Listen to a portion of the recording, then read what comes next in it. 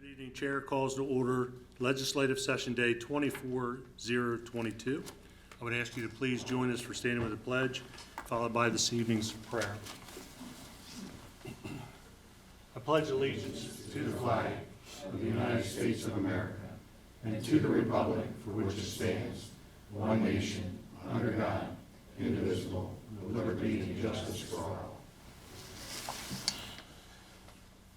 Father, we ask for your wisdom and guidance as we begin this meeting tonight. Guide us in our discussions and decisions, helping us to seek what is best for all. We come before you this evening in humility, faith, anticipation, and excitement as our children start a new school year.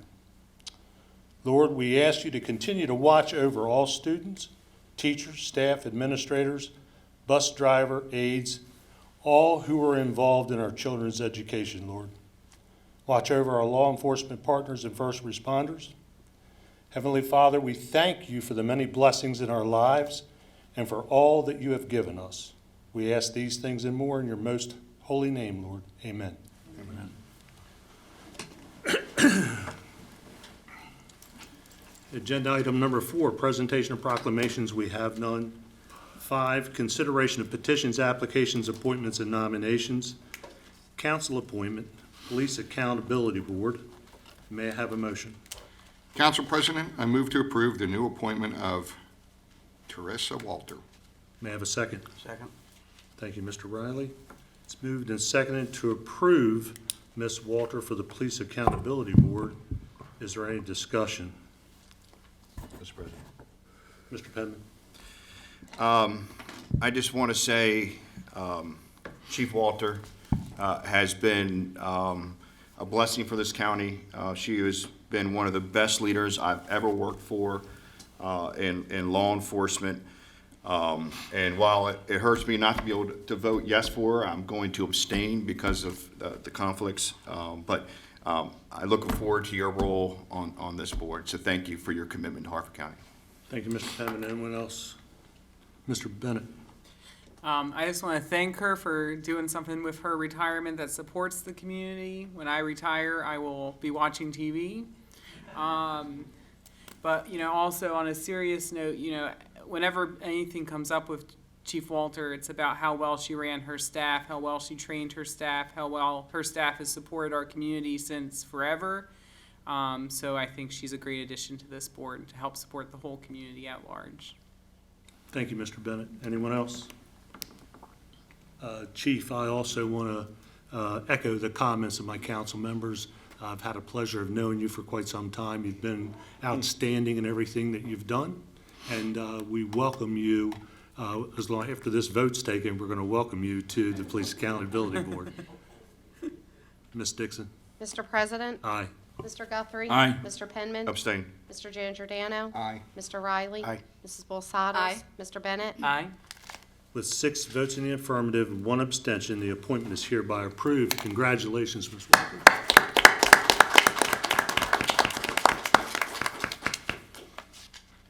Harford TV Board, this evening we're going to be pulling that. We've had a little bit of an issue with the appointee not living in Harford County. So that is one of the guidelines, so we will actually be revisiting that at another time. Executive Appointments, Commission for Women, may I have a motion? Council President, I move to approve the new appointment of Allison Einhoff. Thank you. May I have a second? Second. Thank you, Mr. Riley. It's moved and seconded to approve the appointment of Ms. Imhoff. Is there any discussion? Seeing none.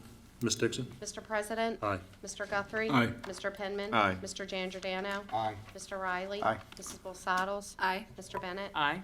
There being 7 votes in the affirmative, the appointment is hereby approved. Ms. Imhoff, are you in here? Oh. Congratulations. Thank you. I should have recognized you. Harford County Cultural Arts Board, may I have a motion? Council President, I move to approve the new appointment of Wendy Bodell. Have a second. Second. Thank you, Mr. Riley. It's moved and seconded to approve the appointment of Ms. Bodell.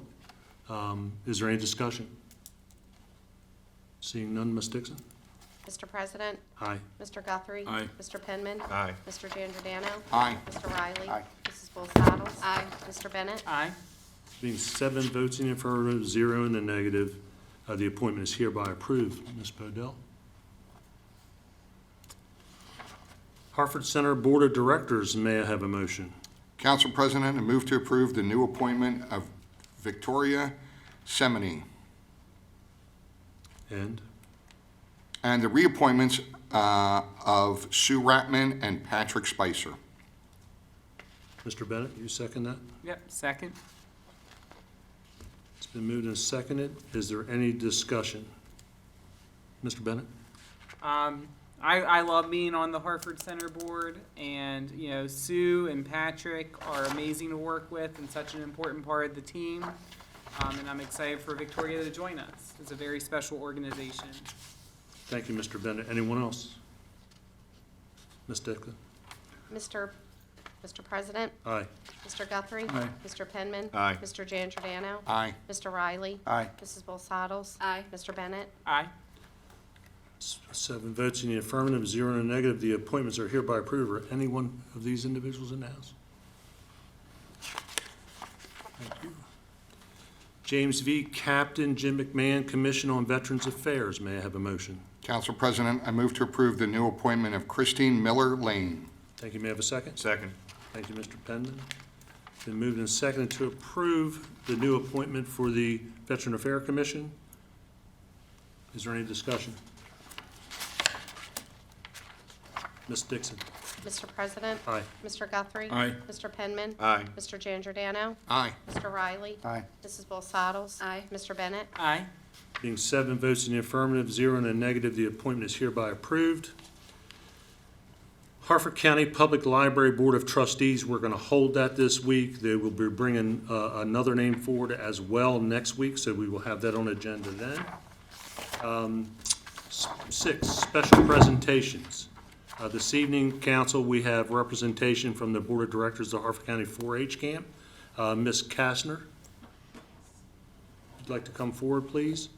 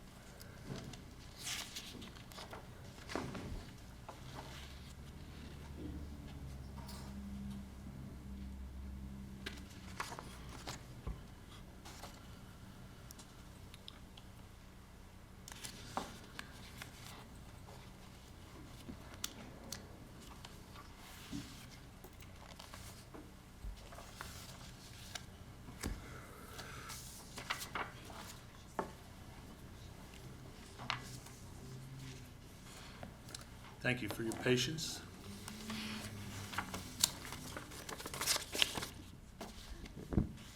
Good evening. On behalf of the Harford County 4-H Camp and Deer Creek Overlook in Rocks, I would like to thank you for having us join your meeting tonight. Along with me are our Camp Board President, Katie Hilliard, and Scott Shaindietz, our Vice President. How you doing? And myself, I'm Marta Kastner. I'm the Sales and Events Coordinator and work in the office. So the Harford County 4-H Camp this July 10th is going to be celebrating 100 years, which we are very excited about. We are a facility run by a unique private nonprofit organization called the Harford County 4-H Clubs, Inc., and it is managed by a 13-volunteer camp board. We are ACA certified facility, which is the American Camping Association. We've just received our current reevaluation for that, and we are now certified for the next 5 years. The camp relies on events and fundraisers as well as the generosity of the public to continue to enrich the lives of young people and our community.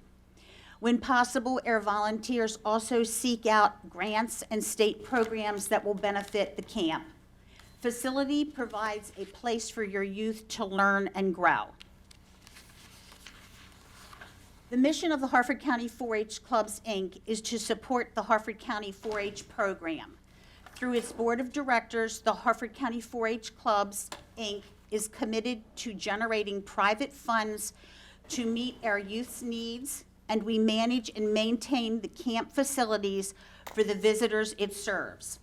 Our goal is to help today's youth become tomorrow's leaders by providing quality experiences for young development. Again, our camp history is we currently have a 182-acre piece of property, which was transferred to Harford County 4-H Clubs on July 9th, I was one day off, 1925. This was the start of the Harford County 4-H camp at the Rocks, and the first 4-H camp was held that year. The camp is the oldest 4-H camp in Maryland and one of the oldest continuous use 4-H camps in the country. We do have an active tree farm of 150 acres adjacent to the Rock State Park and Deer Creek. And we were awarded the Harford County Tree Farm of the Year multiple times. The oldest structure currently on the property is the spring house. The Kefauver family led the effort to build the first large camp building, which still stands today and is used as a storage building. It was originally a dormitory for both of the boys and girls camps, and another building was built later on, currently known as the Craft Building. Rocks Lodge was built in 1950 and served as the camp dining hall until the Deer Creek Overlook was built in 2008. Deer Creek Overlook currently serves as our camp dining hall. The swimming pool, originally spring-fed and located where the current Dalton Pavilion stands, was moved to its current location in 1960, and it was renovated in 2018. The caretaker's home was added on a separate parcel of land in the late 60s. It shares a driveway with the 4-H camp. The camp caretaker resides here and watches over the camp while assisting with the opening and closing of camp and camp maintenance.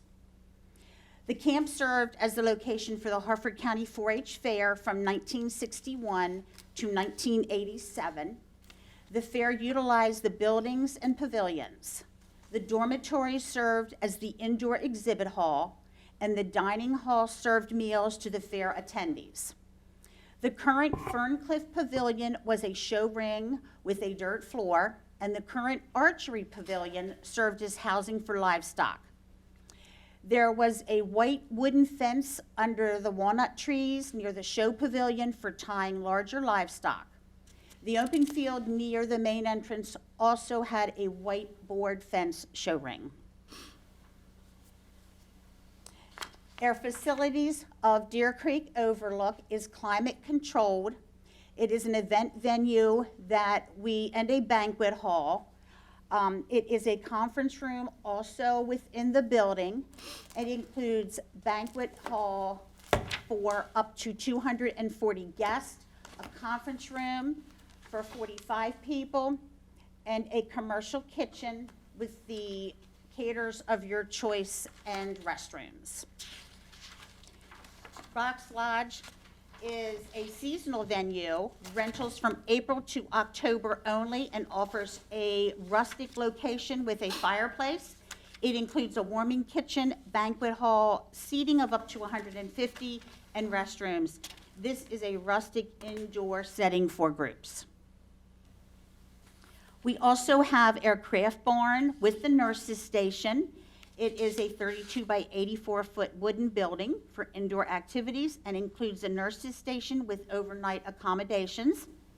We have the Dalton and the Ferncliff pavilions, which are open-sided and have a roof. And it does have a cement, both of them do have a cement floor, with electric and watering on site, as long with a charcoal grill being available. It has 28 picnic tables and benches, and each one will hold 165 people. There is a volleyball court and a gaga court at the Ferncliff Pavilion. Our dormitories are the Highlands Hall, Federal Hill A and B, and Chrome Hill A and B. We have two 65-person camping and one 32-person capacity. We have showers and restrooms attached to the adjacent of each. We have the archery barn, which features a covered pavilion with a dirt floor and is open on all sides and has a target area and backstops.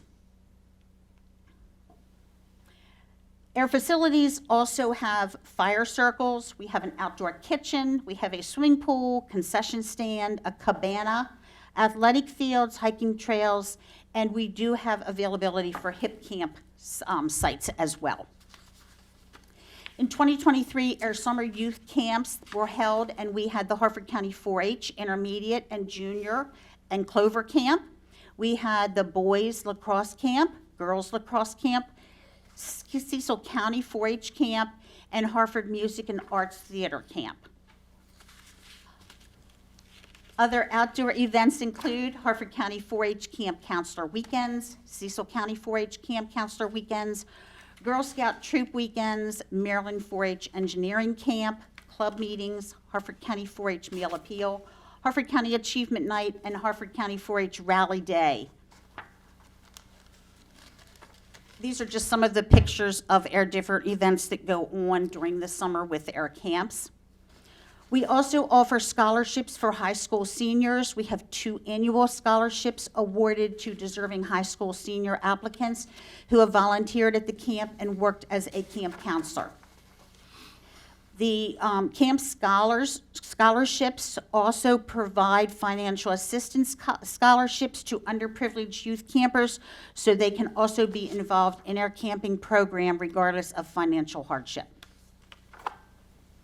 Camp hosted events throughout the year. The Harford County 4-H clubs host family-friendly events for our community.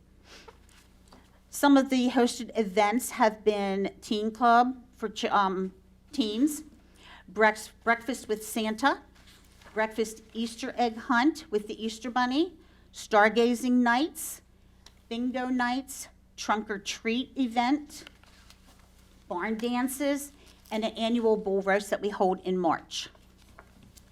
Just some more fun pictures of the camp.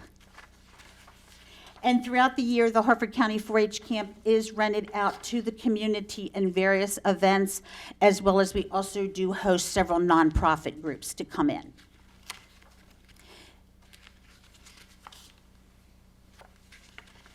Yep, that's fine. We have some of the special projects that we've completed over the years have been a hiking trail and informational kiosk, a gaga ball pit, a retaining wall and steps near Rocks Lodge, rejuvenated directional signage, and the pool and concession stand gardens. Oh, the Cloverettes 4-H Club has taken on that, as well as other 4-H clubs that we are getting to help us with different areas around the camp. Since Harford County 4-H Club Inc., we are a volunteer-operated nonprofit, and we need all the help that we can get. Donations of all kinds are welcome and greatly appreciated. Smaller donations allow us to allocate other funding to larger camp improvement projects. You can give your time by adopting a venue or garden space, giving us basic maintenance and beautification, volunteering for camp cleanup days, camp hosted events. We have skilled help, which needs tradesmen willing to donate their time and expertise towards ongoing maintenance required to keep the camp operational. And we share events and posts from the camp on social media accounts to get the word out about our camp happenings. If anyone would like to join us on our camp committee, we would be very happy to welcome anyone. And of course, we do need support of monetary donations, corporate sponsorship, supplies and materials, and skilled help. We are looking forward to the next 100 years. I am in the process of getting together a 100th anniversary celebration, which will take place in July, will be our big event. We'll have other events going on throughout the year. We gladly invite anyone here tonight to come visit us at the 4-H camp. I would be honored to give you a tour anytime. Any questions? No, I think, I mean, for me, the questions he has, but I just want to congratulate you. I've had the opportunity and the pleasure to visit the 4-H area, the pavilion, on many occasions. It's an outstanding facility, and I don't know how much it's utilized, but when I go by, it looks quiet sometimes. So the more that you can promote it, the better off I think everybody would like it. Mr. Giangiordano. So, good evening. Thank you for the presentation. I didn't realize you had so many different venues, so many different things, even though I knew about it and probably seen it years ago. I probably haven't been up there in a while. So it's nice to hear that you have all this availability and to rent out. But you talked about summer camps in 2023. Did you not have summer camps this year? We did. We held 5 summer camps in '24.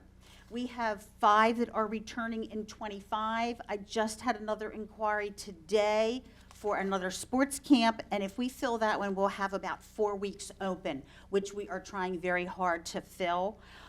They rent the camp for the entire week. We have both residential and children that spend the night, and both on and off site. They come in for the day and they do the day program and go home. So we do have the dorms. We have a fully staffed kitchen, and we do serve them all 3 meals during the day. When is the, I saw you guys had 2023 lacrosse camp. When is that? I assume that's held in the summertime? Yes, they take 2 weeks. They've been in for 40-some years. They've been there. Wow. They come in for 2 weeks. The boys comes in a week. The girls come in a week. We do a Harford County 4-H camp. We do Cecil County, and we brought in Camp Chesapeake this year, and they have booked with us for the next 2 years. And we do have an ROTC camp coming in September for the weekend, just coming up in another weekend. And I know you guys had some bad luck with some losses there a couple years ago. How's everything worked out? We were able to utilize the opportunity to do some logging that has kind of stabilized our budget and then allowed us to refocus, try to get back onto the camp idea. You know, getting the 8 weeks of camp during the summer is important to us. What's the next renovation that you guys are planning on doing? What has to be renovated next, and what's the approximate cost of that? What do you plan on doing? It's really the parking and the driveways. Parking and driveways? Yeah, so probably like 35 for the parking and driveway. You're going to use millings, or you're going to pave? Millings. You're going to use millings? Yeah. Okay. Let me, when are you planning on doing that? As soon as you get some money. We're waiting. There's a couple grant opportunities out there that we're waiting for to see if those come through. You know, so I've got everything lined up. So when funding becomes available. Okay. I'll work on something too. Thank you. I appreciate it. Thank you. Anyone else? Mr. Guthrie. Yeah, we thank for all you do there, and we appreciate it. I was wondering, I didn't see anything in the presentation, but do you do anything for the special needs kids in Harford County, the ARC people or something? You can bring them in for a day, or? We absolutely can, yes. We are working, well, it's not really necessarily special needs, but we work with rhythmic kids. They are new to Air Camp this year. They come in 1 Sunday a month, and they offer all kinds of activities at no charge, and we give them the camp for no charge for that as well. I am reaching out to some of the other ones with the special needs and that type of program that we can bring in there as well. And Yes, and the ARC, do you go to some of the ARC homes and ask them? yes, we will be, yes. Because you gotta, I have a grandson that's Good. in the ARC, That's in here in wonderful. Bel Air, so Yes, great. they'd be very interested in some Yes, program and like I that. think they would love it out there. Oh, yeah, It's just they would. beautiful, they're out in nature, and there's so much they can do. That would be great, appreciate it. Thank you. Absolutely. Thank you, Mr. Guthrie. Mr. Riley? Yes, thank you for the presentation. I appreciate it. I will be reaching out to you. I've been there many times, but all the things that you said, I didn't realize you offer, and so I'll be taking that tour that you Good, I said would tonight. love to have you come out. Okay. Thank you so much, all Uh-huh. three of you. Thank you. Mr. Bennett? Hello. Hi. First, I just wanted to say my legislative aide son has come to your camp 3 summers in a row now. Oh, great. And has loved it. Even the year there was a big storm while he was away, and his mother was very scared. It was great, and he had a great time and came back the next year. Good. So, and I grew up going to camp. My dad was a camp counselor. I grew up to be the program director at Broad Creek.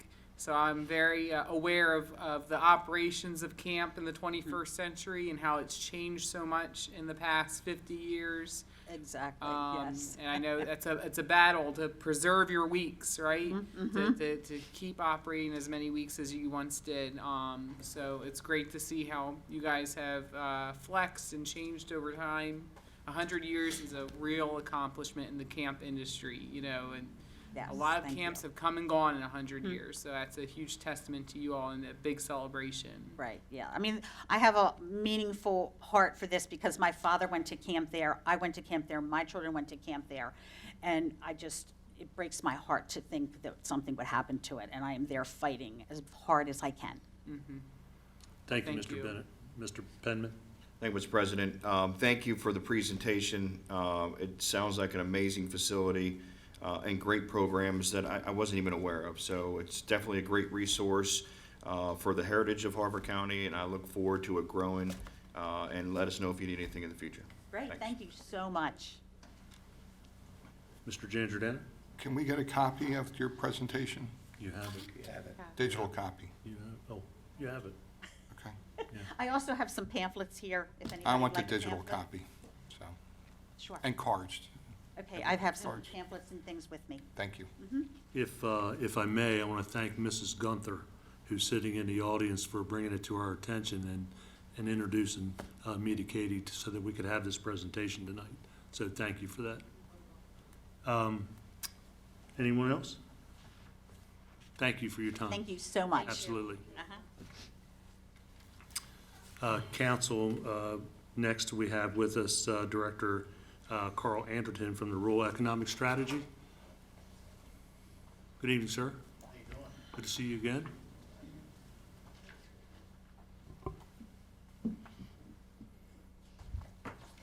Take your time, we're good. Absolutely, no problem. I have no slide presentation. That was a phenomenal slide presentation. Of all the slide presentations I've seen, that one is in my top 5. All of your sliding today has been between Harford and Cecil County. Yes, it has, sir, absolutely. And I thank you for taking time to meet with me earlier, especially Absolutely. on the day of a meeting. I know that was very, We've had a lot going on, I but it appreciate was absolutely worthwhile. Yep. I appreciate it. And it's good to see some familiar faces up here. And Good to see you, Delegate. Yes, sir. And for those who don't know, my name's Carl Anderton. I was blessed to serve my constituents in Wycomico County in the Maryland General Assembly for the past decade, up until about a month ago when the governor reached out to me and asked me to take on a new venture. So Governor Moore, when he was candidate Governor Moore, spoke with me at several events and was asking about the feeling that we have in the rural parts of the state of kind of being left out, kind of not feeling like, you know, we matter as much as other parts of the state. Whether that's true or not, it is a feeling that a lot of us have had over the years. And, you know, he was aware of it and is still aware of it, and he said he wanted to break that feeling. And so in conversations over the past year, he wanted to find a way to focus, to have more of a visual presence, more of a eyes and ears in the rural parts of the state, especially pertaining to economic development. And so he asked if I'd be willing to take on this venture, and without hesitation, I said, absolutely. You know, I think coming, you know, from a very centralized part of the state, Salisbury on the lower shore, you know, it's right in the middle of the state, you know, 2 hours from everywhere. You know, I know that rural feeling, you know, and I know kind of our mindset of, you know, trying to do more than just get by and to thrive and to be that centerpiece that we all deserve. And so I agreed to take this on, and I was able to bring my partner, Kendall Calva. She's listening, watching right now. She lives in Harford County. So this county is very very near and dear to her heart because they are starting their family here, her and her husband, Michael. In about 2 weeks, I think, their family will begin here. And so, this venture was very important to her as well. And so my goal is working through the governor to be his eyes and ears, to meet with you, to meet with economic development folks. First off, I want to give a shout out to Karen Holt, who is your economic development leader here in Harford County. She spent the day with me in various parts of the county and filling me in on the growth and potential growth and where you want to grow, where you don't want to grow, and all the economic data. Any question I had, she had an answer for. I'd never seen that before so far in this tour. Even when people ask me questions, I'm like, I get back with you on that. She had the answers right off the top of her head. It was truly amazing. You got a real gem there. I just wanted to leave you with that. But for me, the point is to be the governor's eyes and ears, to be visual. Our goal was to be in Harford County monthly. For far too long, we felt like us on the lower shore. I'm sure you felt it the way here, that when a governor or somebody from the administration would roll through, you're like, okay, they're here to take a tour, and we'll see them, the next conference, the next summer, the next visit, but we're not going to do that. We're going to be here on a regular basis. We're going to be meeting with your chambers of commerce, and we're going to be meeting with municipalities, and we're going to be meeting with everybody to gather information that pertains solely to Harford County and take it back and put it on the governor's desk, because that's what he wants. And so we're going to give him what he wants. And so the goal is to glean information from you where you see that you're thriving well, where you see you'd like to thrive better, and take that information back to the governor and to the Secretary of the Chamber of Commerce as well. This administration is very centric across the whole state, from western Maryland to southern Maryland. I've been to Garrett County. I've been to my home where I was raised in Somerset County. We've been here. We've been in southern Maryland. And so our goal is to continue rotating the state and meeting with everybody that has anything possibly to do with economic growth. And along those lines, if you have issues with state agencies when it pertains to economic growth or anything, MDE, State Highway, please don't hesitate to give us the information. When we were in the House, that was my forte, was trying to take care of my people when it came to working with agencies. And so you're now my people. And so I want, if there's an issue that you're hearing, we met today. We're going to work on some things together, and so I want to continue to do that. And so please don't hesitate to reach out when it comes to an issue with, not getting an answer you want from State Highway or MDE. These secretaries try the hardest, but a lot of times information gets lost, and so we can be that reinforcement for them, for you, to them. And so that's our goal. But I want to be here as much as we possibly can, like I said, monthly, and let you know that the governor's listening, that, the days of Harford and Wycomico and Garrett and Somerset being left behind are over, And so we're going to do everything we possibly can to make sure you have the tools, the things that you want, so you can have the economy and the quality of life that you feel you and the people you serve deserve. And so I just wanted to stop by and say hello. Mr. Penman, any questions? Not really just necessarily a question. Thank you, Mr. President. Thank you for coming and discussing with us, because economic strategy is maybe one of the most important discussions that we can have in our county, so that we can overcome some of the budget concerns that we have in many of the other counties across our state. And I look forward to you using your experience and creating strategies so we can better serve Harford County on an economic basis. So I welcome you. I look forward to working with you so we can have a better budget process going forward in the years to come. No, So absolutely, sure. And my goal is to take the ideas from you and put those to paper for the governor. So that's the way we'll do this. It's your ideas, and then we'll take that to Annapolis. Thank you. Mr. Riley? Carl, I appreciate you coming up here in Harford County, and I appreciate you working with my wife down there in Annapolis. Absolutely. Maybe you and I and my colleague over here in District C, we can sit down together, talk about some of the economic issues over cigars, so we would appreciate I that. was at your lounge today. I saw your name on the wall in there, brother. Thanks for coming up. Absolutely, absolutely. Mr. Ben?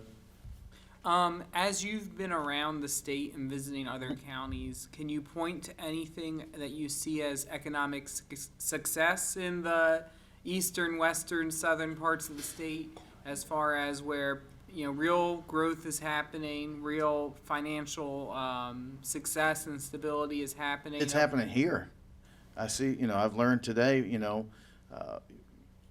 from your economic development director, I mean, the things that you're looking here, you're looking to move into manufacturing and the tech sector, and I mean, it's here, it's Washington County, the growth out there along I-81 in Washington County, Ocean City and Worcester County, the Beitzel Company out in Garrett County, who is an amazing facility in Garrett County. They have 600 employees, and that is the place to go when you need something made to make something.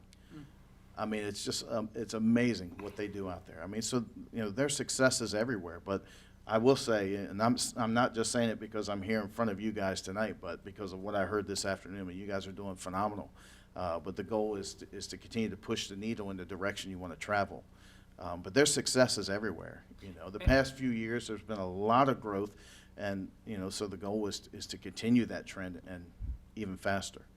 And would you say when you visit other counties, there's any threads or themes that you find in those successes of, over and over again you see blank industry or blank type of business or blank project that's pulling a community into financial success? So yeah, I think it starts, with taking whatever's willing to come. Like you have a lot of distribution centers, and I know you want to get into manufacturing and tech. That's the same scenario in Washington County and down where I'm from in Wycomico County. I mean, it's a common thread of trying to push forward into embrace the 21st century workforce. We're now a quarter way through this century. And, so we're looking to move and together. I mean, you can feel it all across the state that everybody wants the same thing. But the goal is to play to your strengths. You have a tremendous strength here being on the I-95, having I-95 run right through your county, and you have access to water. I mean, you have some tremendous strengths here that should help that to become more feasible. And I guess the goal is to see what, between the county and the state, we can do to either incentivize or promote or make it easier for businesses like that to come here, because this is a destination for them for sure, and so we need to accentuate that as best we can. Mm-hmm. Thank you. Sure. Council, tomorrow or Thursday, Ms. Harris and I will be drafting a letter of support for Mr. Anderton and the state in reference to the Miracle League field. He's asked for a full letter from council, and I didn't have enough time to get it on the agenda today. So it will be on the agenda next week. I'll do my letter in the next day or two. We'll do a full council letter at the next meeting if approved. I appreciate that. I mean, that was, the delegation had reached out to me about looking for some funding from the state for that. I mean, that's a very viable project. That is a future economic hub if you bring in those tournaments to that ball field. And so you need the facilities to match that. And I can't promise anything other than I'll try. Like I had said before, when I was in the legislature on the committee of jurisdiction, sometimes it takes a year, 2 years to get something in the budget, but we're going to get it in the queue. And I think it's a viable enough project for me to go to the mat for it. Absolutely. Yeah. Mr. Jandrodano? Carl, I haven't had a chance to meet you, but how long have you been in this role? What'd you say about? A month? A month. Yeah. So no results yet, but hopefully you have his ear. I look forward to talking to you. I don't want to bring up questions and concerns I have right now, but I would certainly like the opportunity to sit down and talk to you. Yeah, we can do next trip out here, absolutely. As a small business owner and somebody who talks to 20 businesses on a daily basis along with individuals, I'm hearing a lot from small business community, mid-sized business community about their pains, which I have no problem sharing because they're Please very do. Yeah. They're very direct with me about what's going on in the marketplace, everything from restaurants, small manufacturing, construction. You know, I hear it every day.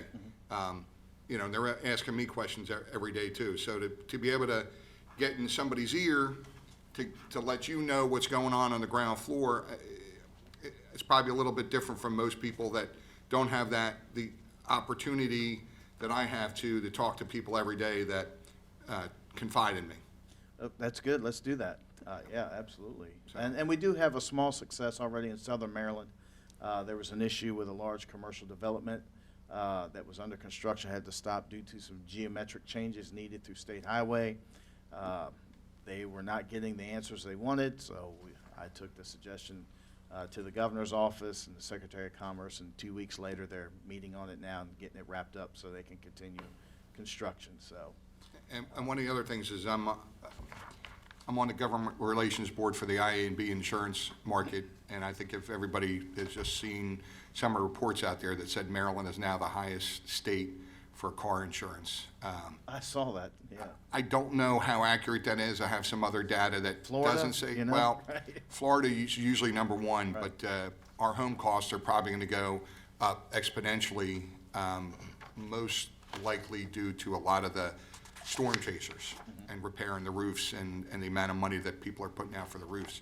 So we've got to try to find some way to look at that situation down the road, and because it's going to get out of hand if it's not already. Yeah, I But think, it's yeah. going to get worse. Right. Yeah, this is just the first layer, and it's going to continue probably for the next 3 years. Mr. Guthrie? Carl, listen, I'd like you to, I haven't got the governor signed in on, but I got just about everybody else. We have a resolution unanimous from this county council. We got this 2 state senators sign on. We got Dutch Ruppersberger sign on. The county executive from here, county executive from Baltimore County, all to do with the bridges that the train bridges that they're going to be rebuilding from. I've been learning about that today, yeah. From Baltimore all the way up to New York. We're concerned with, in Maryland here, the Havre de Grace Bridge is not a problem. It's already 60 feet in the air, and it's not an issue. But the issue of the other 2 train bridges, one of them going across the Gunpowder, the other going across the Bush River. Everybody has written letters and everything to Amtrak about when they replace those train bridges, they raise them. Right now, that there isn't a thought about doing that, but we've inundated them with Amtrak with letters and from everybody. We'd like the governor to join in also. Sometime in the latter part of this fall, we're due to have a meeting with Amtrak on the bridges. They're estimating that the Gunpowder River Bridge will cost $30 million, and the Bush River is going to cost $20 million. And the big one in Havre de Grace, I think it's $1.9 billion. Yeah, I heard that today, That's a big one. That'll take a long time.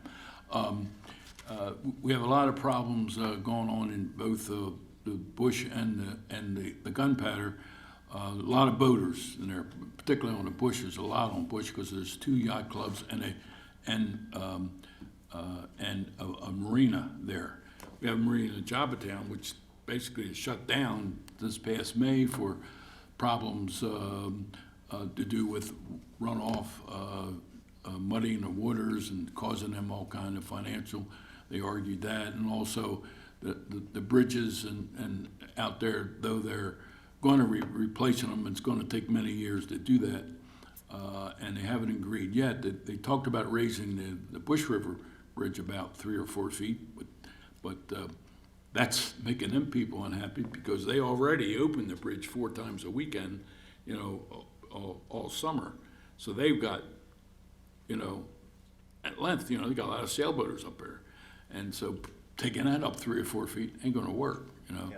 So there's probably easy 1,000 boaters in that Bush River, easy. And here we are in the Gunpowder really hurting because they shut down the Gunpowder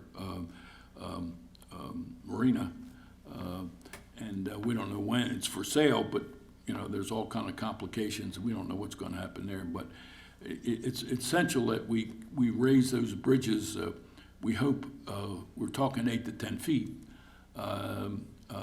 to accommodate all the boaters, because the other problem we have also is the water level is rising. So the height of the bridge Right. is concerned, you know, because, I mean, every time I go out, I got one that goes 11.3 to the middle of my bridge, and the clearance is 12 foot at normal tide, okay? And we don't have any lately. We have high tides almost all the time. I can always tell by looking out the pier every morning. Water it's been high lately because it's raising. So anyway, we would like you to talk to the governor, get him on board, send a letter into. Sure. Do you have, do you have the letters from those folks that you mentioned? Yes, yes. So, I know Kendall's watching, so she knows that she's gonna send you an email, to ask for Yeah, if you input, and touch we'll take base that with to my the governor. legislative aide, Deb Button, right here in the chambers, she has all that information and she can provide it for you. We will send it to him, absolutely. Okay? Yes. All right, thank you very much. Thank you. Thank you, Mr. Guthrie. Anyone else? Carl, I want to thank you for your time in Harford and Cecil County. Yes, sir, today. thank you, brother, absolutely. And you'll be hearing from us soon, okay? Yep, we'll see y'all real soon. Thank you. Yes, sir. Pleasure meeting you. You too. Agenda item number 7, approval of minutes. Legislative Day 24-021, June 18th, 2024. Are there any corrections to the minutes? Seeing no corrections, the minutes will stand approved. Zoning Board of Appeals, case 6006. Mr. Shiflett, July 16th, 2024. Are there any corrections to those minutes? Seeing none, the minutes stand approved. Mr. Jan Giordano, please read into the record Resolution 014-24. Resolution 014-24, Master Water and Sewer Fall 2024 update, introduced by Council President. Council President, at the request of County Executive, a resolution providing for the adoption of the Master Water and Sewer Plan Fall 2024 update, a copy of which is attached hereto, and for submission of the plan to the Maryland Department of the Environment for its approval and implementation pursuant to Title IX of the Environment Article of Maryland Annotated Code. Public hearing is scheduled for October 1st, 2024 at 6 p.m. in these council chambers.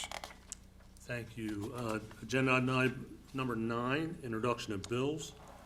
Please read in bills 24-25 through 24-30.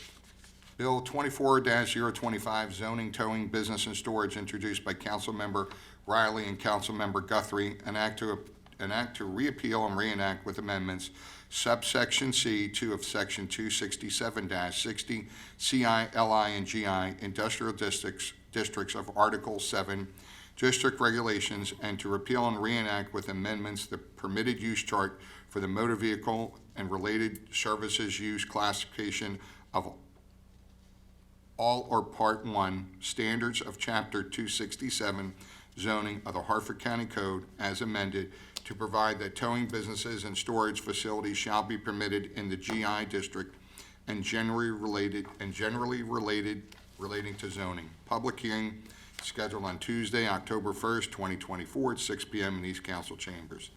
Bill 24-026, zoning outdoor dining moratorium extension, introduced by Council Member Penman, Council Members Bennett, Jan Giordano, Boyle Saddles, Guthrie, and Council President Vincenti, an act to continue temporary moratorium on the application of certain provisions of Harford County zoning code related to setbacks, parking requirements, temporary uses, sign, outdoor storage, display, and seating capacity with regard to uses that include nightclubs, bars, brewery, and restaurants. Public hearing scheduled for on Tuesday, October 1st, 2024 at 6 p.m. in these council chambers. Bill 24-27, revised prior year bond bills, introduced by Council President Vincenti at request of the County Executive. An act to revise prior bond legislation due to the reduced cost of some 12 capital projects, to repeal and reenact with amendments certain portions of 13 Section 1 of Bill number 19-013, to repeal and reenact with amendments 14, certain portions of Section 3 of Bill Number 21-008 to repeal and reenact with 15 amendments, certain portions of Section 7 of Bill Number 21-008 to repeal and 16, reenact with amendments certain portions of Section 1 of Bill 21-0110, 17 to repeal. As amended. No, doesn't say, as amended. 17 to repeal and reenact with amendments certain provisions of Section 3 of Bill 18, number 23-20, to repeal and reenact with amendments certain portions of 19, Section 4 of Bill number 23-20, to repeal and reenact with amendments 20, certain portions of Section 6 of Bill 23-020, to repeal and reenact with 21 amendments certain portions of Section 9 of Bill 23-20, and to repeal 22 and reenact with amendments certain portions of Section 1 of Bill number 23-23021. Public hearing scheduled for Tuesday, October 1st, 2024, at 6 p.m. in these council chambers. Bill 24-28, Bond Authorization CPI, introduced by Council President Vincenti at the request of the County Executive. A bill to authorize and empower Harford County, Maryland to borrow on its full faith and credit and issue and sell its bonds or other evidence of indebtedness, including lease financing, in an amount not to exceed $84,030,000 principal amount, the proceeds thereof to be used for the expansion, reconstruction, rehabilitation, renovation, and improvements of certain project as described in the annual budget and appropriation ordinance, Bill number 24-0114, as amended for the year ending June 30th, 2025, and as described in this bill in accordance with Section 524 of the Charter of Harford County and Section 123-40 of the Code of Harford County, or as otherwise permitted by law, authorizing the County Council of Harford County, Maryland, the County Council, to adopt an administrative resolution that shall provide for the form of instrument by which any indebtedness is to be evidenced, the manner by which bonds and any other indebtedness may be secured, and the rates of interest to be paid, and generally for such other matters as may be deemed appropriate by the County Council in connection therewith, and authorizing the County Council by administrative resolution or the County Executive of Harford County, Maryland, the County Executive by executive order to determine the form of various documents as are necessary or desirable to implement the financing authorized herein, the manner of issuance and delivery of any bonds or any other evidence of indebtedness, the payment of all necessary expenses in connection therewith, the method by which bonds or any other evidence of indebtedness shall be sold, maturity schedule and redemption provisions, authorizing the appointment of certain agents and otherwise generally relating to the issuance, sale, delivery, and payment of bonds or any other evidence of indebtedness, providing that the bonds or any other indebtedness shall be issued upon the full faith and credit and taxing power of Harford County, Maryland, providing for the issuance of bond, anticipation notes, or other form of indebtedness upon adoption of an administrative resolution by the County Council approving the interest rates or rates to be borne thereby for all or a portion of the projects described herein for which the proceeds of sale of the bond anticipation notes shall be used, providing that after the issuance of bond anticipation notes or other form of indebtedness or any renewal thereof, the County Council shall authorize the issuance of bonds to pay said bond anticipation notes or other form of indebtedness, providing that upon written recommendation of the County Executive and administrative resolution of the County Council, all or a portion of the indebtedness authorized herein intended to be utilized for programs or projects for managing, producing, treating, recapturing, abating, or controlling non-point sources of water, pollution, including stormwater or subsurface drainage water, including among the projects described in Section 1 of this bill, may be incurred pursuant to the loans from the Maryland Water Quality Financing Administration, providing for disbursement of the proceeds of the sale of the bonds or other indebtedness authorized herein, and for the levying of charges, assessments, and all taxes necessary to provide payment of the principal of and premium, if any, and interest on bonds or any other form of indebtedness, providing that certain additional matters may be determined by resolution of the County Council or may be reserved unto the County Executive as prescribed by such resolution, providing the method of fixing the interest rates to be borne by such bonds and generally providing for and determining various matters in connection therewith and generally relating to funding of projects described herein. Public hearing scheduled on Tuesday, October 1st, 2024 at 6 p.m. in these chambers. You want to take a break? I'll take a sip of water. Go ahead. Water, right? Bill 24-29, 029, bond authorization, water and sewer, introduced by Council President Vincenti at the request of the county executive. A bill to authorize and empower Harford County, Maryland to borrow in its full faith and credit and issue and sell its bonds or otherwise evidence of indebtedness, lease finance in the amount not to exceed $16,050,000, principal amount, the proceeds therein to be used for the expansion, reconstruction, rehabilitation, renovation, improvement of certain water and sewer projects as described in the annual budget and appropriation ordinance. Bill number 24-14 as amended for the year ended June 30th, 2025, and as described in this bill in accordance with Section 524 of the Charter of Harford County and Sections 123-40, 256-26 of the Code of Harford County, or as otherwise permitted by law. Authorizing the County of Harford County, Maryland, the County Council to adopt an administrative resolution that shall provide for the form of instrument by which any indebtedness is to be evidenced, the manner by which bonds and any other indebtedness may be secured, and the rates of interest to be paid, and generally for such other matters as may deemed appropriate by the county council in conjunction therewith, and authorizing the county council by administrative resolution or the county executive of Harford County, Maryland, the county executive by executive order to determine the form of various documents as are necessary or desirable to implement the financing authorized herein, the manner of issuance and delivery of any bonds or any other evidence of indebtedness, the payment of all necessary expenses in connection therewith, the method by which bonds or any other evidence of indebtedness shall be sold, maturity schedule, and redemption provisions, authorizing the appointment of certain agents and otherwise generally relating to the issuance, sale, delivery, and payment of bonds or any other evidence of indebtedness, providing that bonds or any other indebtedness shall be issued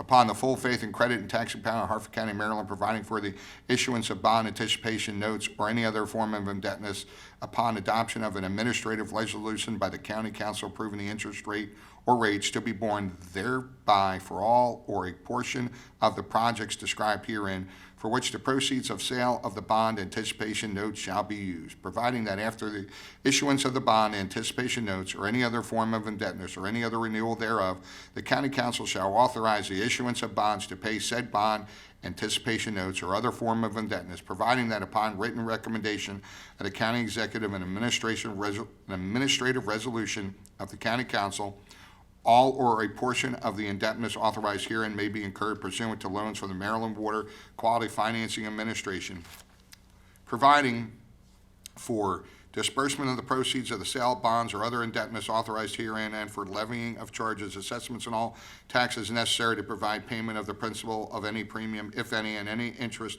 on bonds or other form of indebtedness, providing that certain additional matters may be determined by the resolution of county council or may be reserved unto county executive as prescribed by such resolution, providing the method of fixing the interest rates or to be borne by such bonds, and generally providing for and determining various matters in connection therewith, and generally relating to funding of the projects described herein. Public hearing scheduled October 1st, 2024 at 6 p.m. in these council chambers. Bill 24-30, Harford County Community Reinvestment and Repair Fund, introduced by Council President Vincenti, request of the county executive, an act to add a new Article 9 of the Harford County Community Reinvestment and Repair Fund to Chapter 123, Finance and Taxation of the Harford County Code as amended, to create a fund for receipt of revenue from the state of Maryland pursuant to the annotated Code of Maryland Alcohol, Beverage, and Cannabis Article 1-322, and used for purposes outlined therein and generally related to finance and taxation. Public hearing scheduled on Tuesday, October 1st, 2024 at 6 p.m. in these council chambers. Good job. Good job. Megan, I was hoping you'd interrupt me once or twice and tell me I said something wrong. Tony doesn't provide cigars, okay? Agenda item 10, introduction and consideration of amendments. We have none. Call for final reading of bills. We have none. Unfinished business. We have none. New business. We have none. 17, comments and input from attending citizens. Ms. Dixon, do we have anyone signed up? We do, Mr. President. We have 3. Ken Shannon, followed by Glenn Dutter.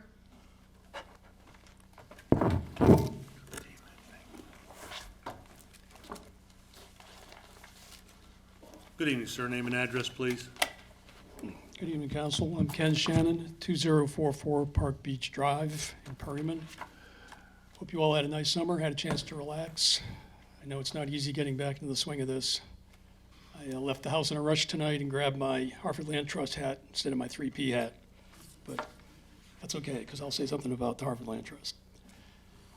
As President Vincenti noted in tonight's prayer, and as Councilman Bennett certainly knows, today was the first day of school in Harford County. I can remember when I'd go back to school and everything I knew at the end of the previous school year had dimmed from my memory. With that in mind, I'd like to recap the need to preserve open space in Harford County and to keep mega warehouses out of Perryman. Perryman has more than 10 million square feet of warehouses, more warehouse space than any other community in Harford County.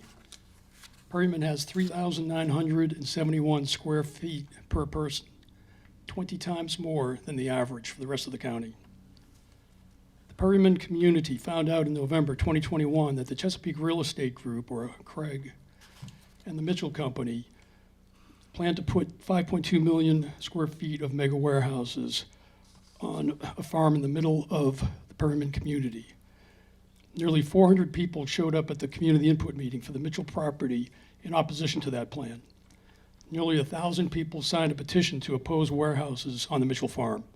Dozens of people have spoken in this council meeting and sent correspondence to the current and previous county executives and their staffs to oppose warehouses on the Mitchell farm.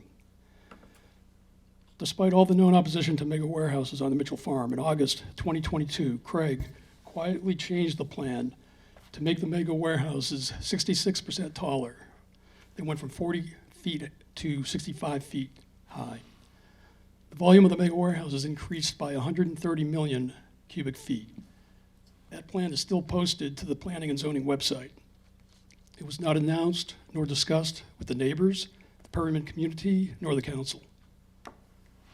I thank my councilman, Jacob Bennett, and President Vincenti, Councilman Guthrie, Councilman Giordano, and Councilman Riley for all being in favor of the Warehouse Bill 23-026, which limited the size of mega warehouses to 250 square feet in LI. Craig's original plan, every one of their warehouses were larger than that, some multiple times. One of them was almost 5 times as big as that. It would have been more than a half mile long. Craig still has a contract with the Mitchell Company for development in the middle of the Perryman community. Given their covert actions to increase the volume of the warehouses, I don't think they can be trusted to abide by Bill 23-026. I believe they still wish to industrialize Perryman Peninsula, which would bring more noise and air pollution, congestion, and disruption beyond what Perryman currently experiences. The best thing that has happened for Perryman is that the Mitchell Farm is currently under consideration for the Maryland Thoroughbred Racing Operating Agency's horse training facility. This is the chance to keep further industrialization out of the Perryman community and to bring other more compatible land uses. Shannon, please bring your comments to a close. The Harford Land Trust has said that the county needs to target open space parcels in the development Mr. envelope Shannon, please bring your for comments parkland to a close. acquisition.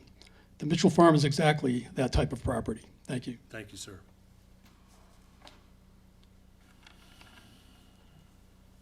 Good evening, sir. Name and Good address, evening. please. Glenn Dutter, 1806 Park Beach Drive in Perryman, Aberdeen. Good evening. Over the past 23 years, former county council members Lasante and Slutsky urged the council to develop a water management plan to protect and maintain the county water supply and to plan for future needs. And over the past 3 years, the Perryman Coalition, 3P, has urged the council to evaluate the conditions of the Perryman well field to determine current water quantity and quality in the area given to changes in development, new information, Such an evaluation could provide information needed to make better decisions or make fewer mistakes. Answers to some of the following questions are examples.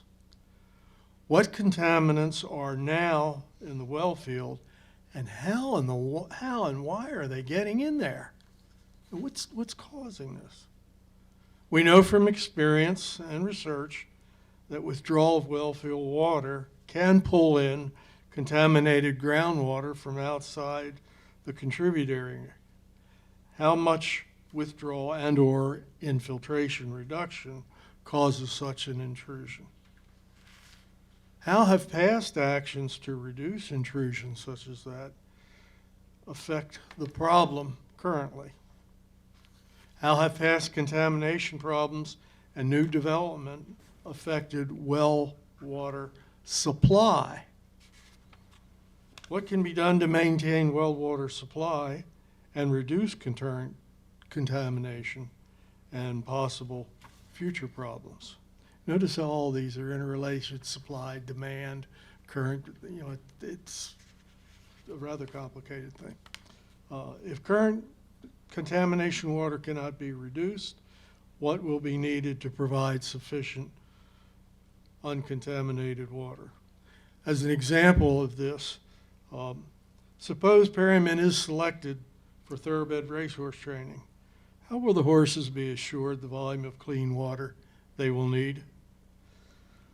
Once again, Protect Perryman Peninsula, 3P, urges the county to conduct a thorough evaluation of the Perryman well field and its contributing area prior to further development in the area served by the wetland. Thank you very much. Thank you, sir. Paul Falaci. Good evening, sir. Name and address, please. Good evening, Paul Falaci, 320 Marina Avenue in Perryman. Good evening, council members, and welcome back from the summer break. Hope you all had a good summer. Just wanted to talk about a disturbing trend we see developing on the mega warehouse front in Perryman in southern Harford County, the 10-year useful lifespan of some of these mega warehouses. There are now 3 of these over 500 square foot mega warehouses that are vacant after their enterprise tax zone credits have expired. The old XPO logistics building on Chelsea Road is still vacant since last year after the loss of the 170 jobs from the entire building being laid off. There's another vacant 650 square foot mega warehouse on 500 Old Post Road that CBRE has on the market right now. There's a 577,000 square foot warehouse on 1501 Perryman Road owned by Prologis that's also available.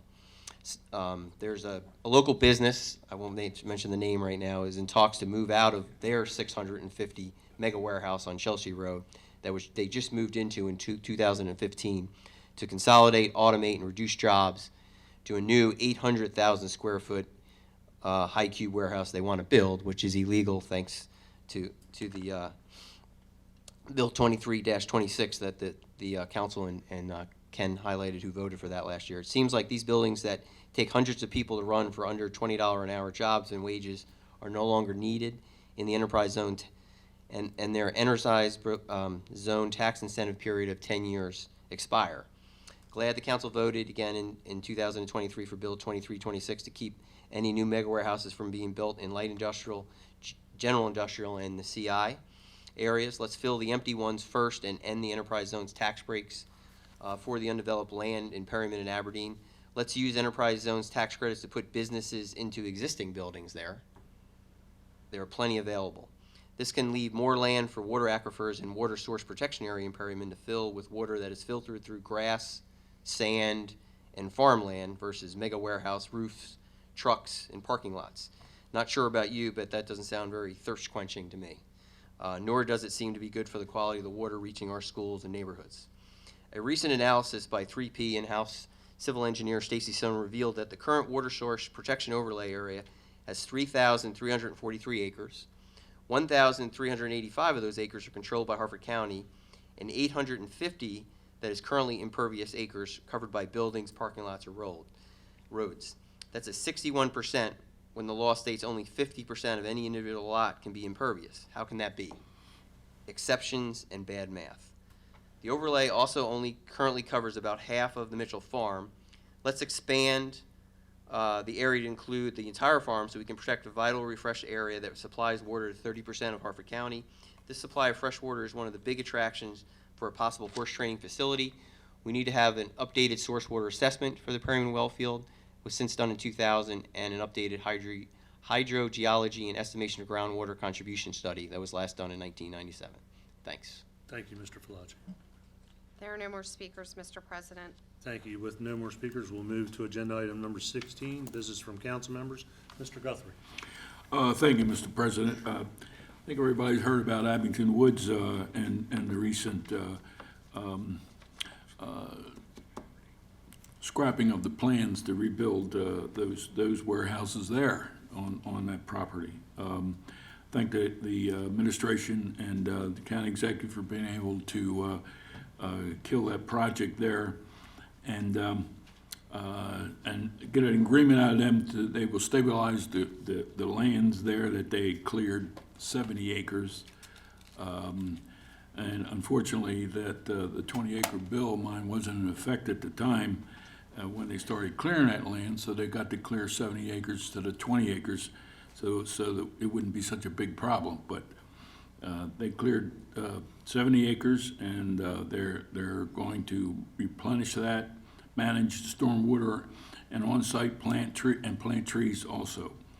Any new developer to build in Abington Woods will have to start all over from scratch, and which is good about that is now the 20-acre bill is in place, and anybody that comes into Abington Woods to do some kind of project is only going to be able to clear 20 acres at a time.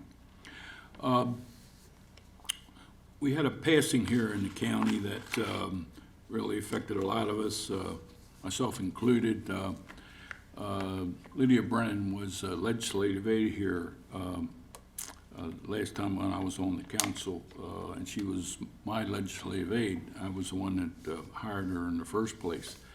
And unfortunately, she's had a battle with cancer for 2.5, 3 years, and she lost her battle, and she passed away on August 10th, 2024.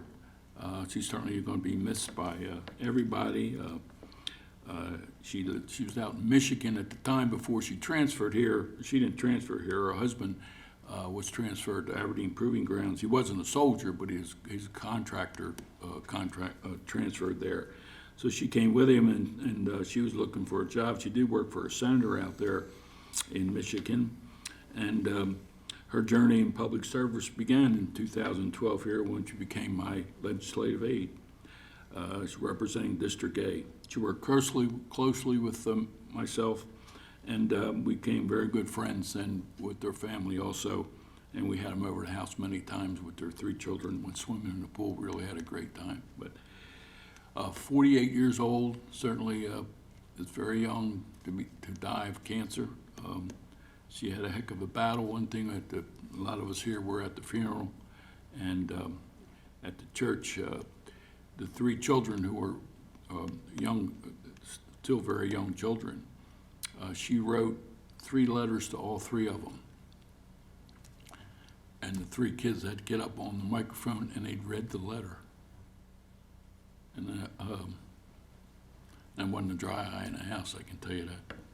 So she's certainly going to be sorely missed. She was an outstanding aide of mine.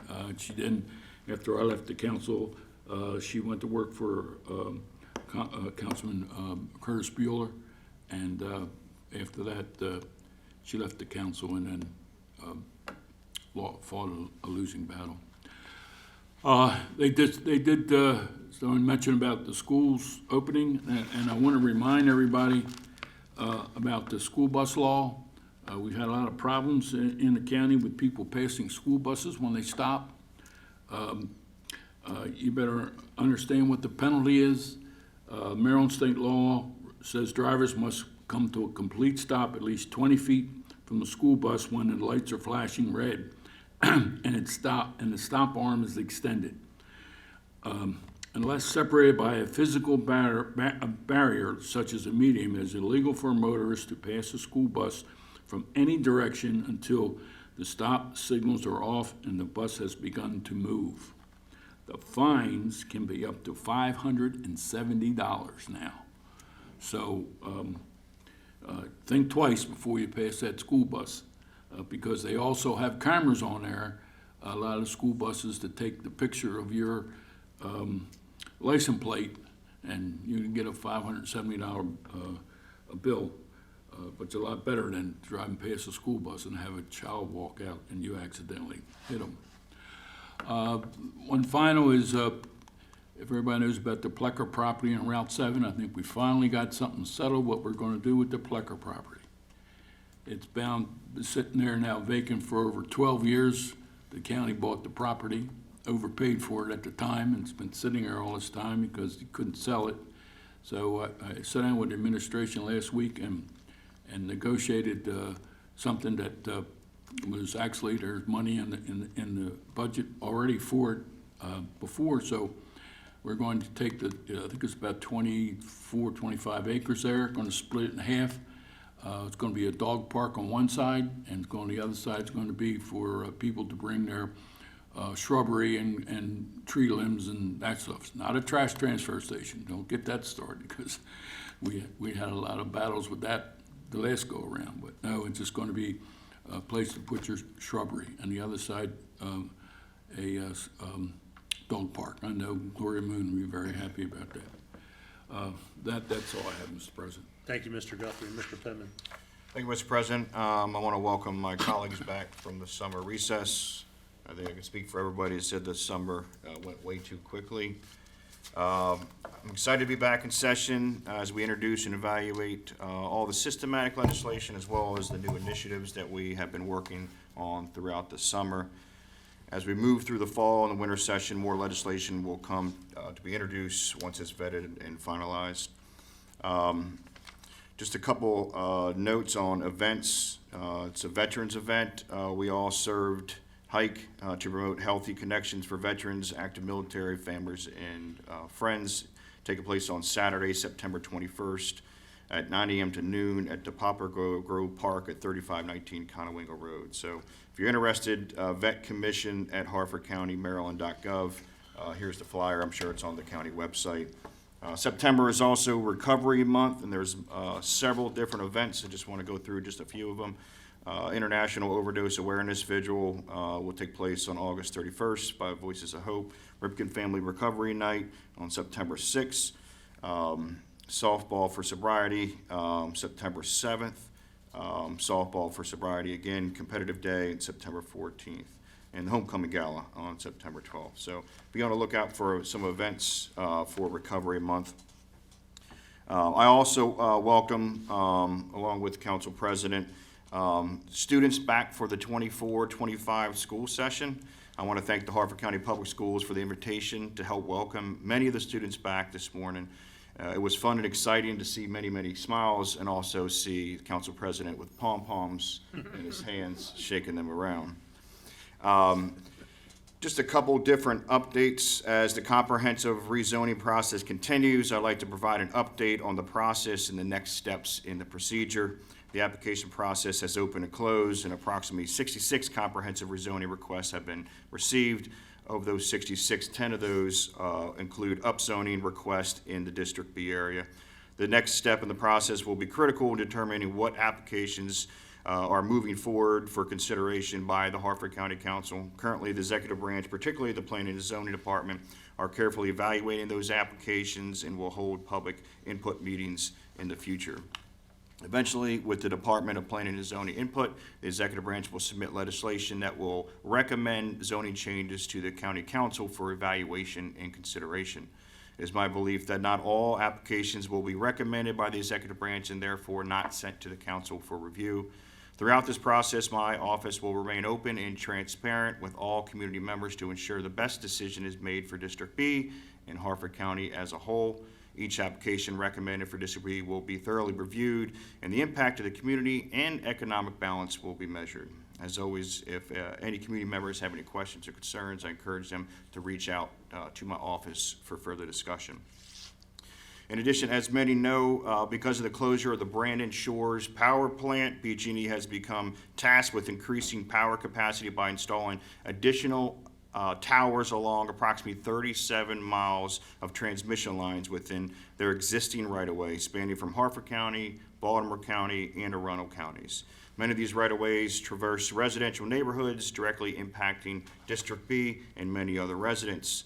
Over the past several months, I have had the opportunity to engage with BG&E and numerous community members regarding their concerns about the Brandon Shores Retirement Mitigation Project and want to provide a status update on the project. BG&E must secure state and local regulatory permits for this project. On July 11th, BG&E applied for those permits. And the approval process for the permits can take up to 16 to 24 months. And no groundbreaking work on those projects can commence until those permits are approved. I should note that BG&E is hosting an open house at Fallston High School on September 5th from 6 to 7:30. Here is the flyer on that. So they'll have different stations that you can come and ask questions. Unfortunately, I'll be out of town. I won't be able to attend that. But if you have any follow-up questions from that open house, I look forward to those questions, concerns, or comments. And in closing, I want to extend, again, my thoughts and prayers for the family and the community members impacted by the tragedy on Arthur Woods Drive in Bel Air. I want to thank everyone that was involved in the rescue and the cleanup. Some community members have reached out about the update on the cleanup, and it's my understanding that some initial cleanup has begun, but there are still legal and investigative concerns that have delayed the in-depth cleanup. I understand this creates a hardship for the community, but I know the county will be making every effort to conduct the cleanup as soon as possible, which hopefully will be soon. With that, Mr. President, that's all I have. Thank you, Mr. Penman. Mr. Giangiordano. Thank you, Council President. So I'll welcome everybody back from summer vacation. It really wasn't a summer vacation. Most of us are continually working all summer long. Something's going on. I know Council President does that religiously. I mean, a lot of us, we also have other duties. We're answering constituents' emails, talking to people. Obviously, we're going to events. A lot of us did 4th of July parades, but we continue to work. We just don't have meetings. So I just want to be clear on that. One of the things that was just up, I want to comment on Dion's about the school buses and people stopping for the school buses. There was an article today, actually, that talked about Miami, Dade County. They had 11,500 school bus violations, which is 1,600 per day since school started. They charge $225 a pop, so that's $2,587,500 in fines. So if you know anybody, do not pass the school buses because we've got cameras and we're going to find you. And so just want to make sure that that point gets through. I think that's it. I know, unfortunately, Aaron talked about the destruction of the homes over there. I was there the next day.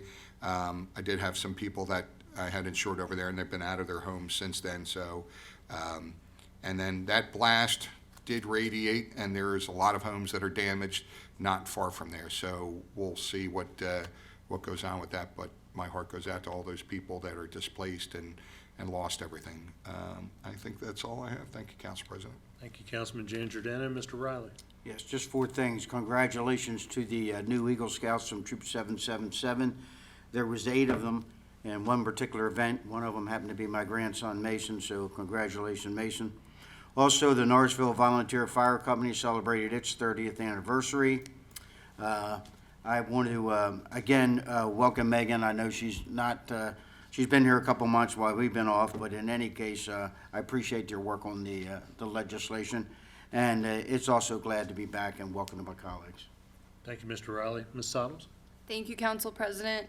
I hope you all had a wonderful summer, and most of my colleagues already spoke to what I was speaking to tonight. It is National Recovery Month, and the county will be showing support by lighting everything up purple.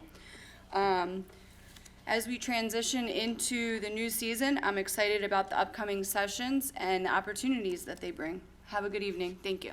Thank you, Ms. Sottles. Mr. Bennett? Hello, good evening. First, I just want to honor the life of Dave Weishart, or as I knew him, Ranger Dave, who was a lifelong member of the Darlington Fire Company, former fire chief, and also spent over 40 years at Broad Creek, where he first worked with my dad and went to college with my dad at West Virginia, and then went on to work with me 40 years later, still at Broad Creek. Someone who committed his whole life to here, Harford County. Thousands of people who can say they became a better person because of being around Dave. It's a huge loss to our community. You're going to hear a lot less jokes with Dave not around. And so it's a sad time, but it's also a good time to honor him and everything that he did for Harford County. Also on the topic of water, I just wanted to highlight, the reporting that's come out about the PFAS chemicals being found in Harford County water supplies, specifically in school testing sites. I've brought up PFAS chemicals.